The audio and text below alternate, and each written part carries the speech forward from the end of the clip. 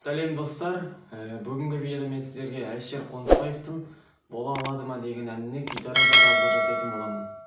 Лайк басып, комментарий жазып тіркелуді ұмытпаңыздар. Енді бұл әннің аккордтарына келетін болсақ, бұл ән 3 аккордтан тұрады. Бірінші аккорд айым.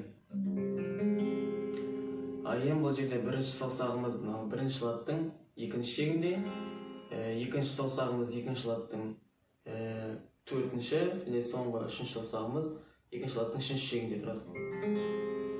Бұл айым. Келесі бізде дайым.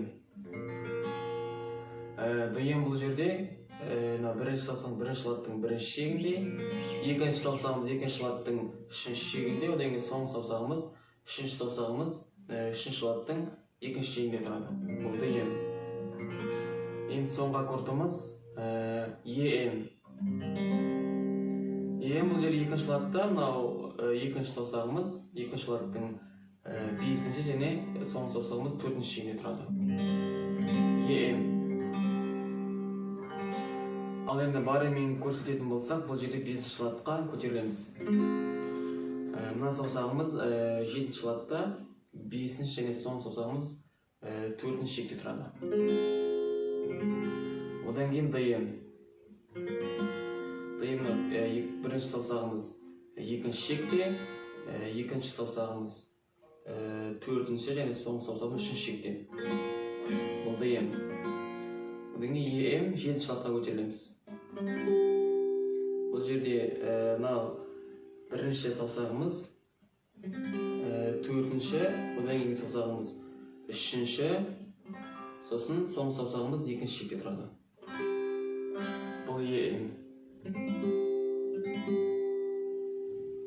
Енді қағысына келетін болсақ, бұл жерде екі рет төмен, екі рет жоғары, екі рет төмен, төмен жоғары болып кете береді.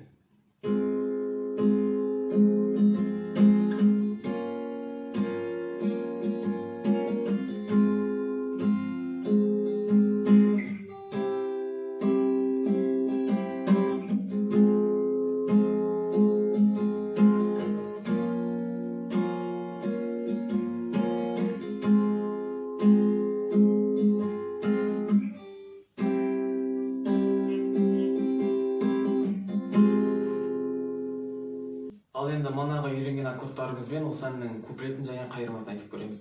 Бұл жерде мен 5-ші латқа қойдым. Енді әркімге қалай ыңғайлы, сол ыңғайлы латқа қоюға болады. Жүрегімнен табалады ма, өткінші сезім оралады ма, өзгелері мендей бола алады ма, бола алады ма. Жүрегімнен табалады ма, өзгелері мендей бола алады ма, өткінші сезім оралады.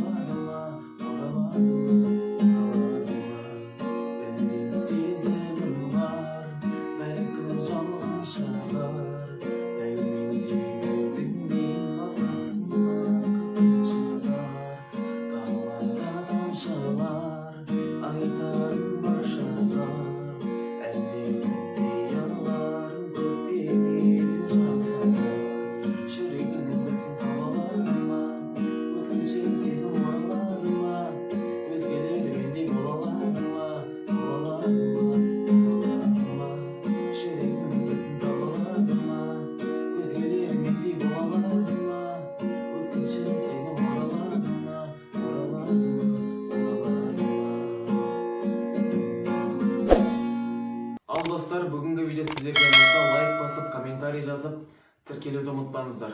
Келесі кездескенше.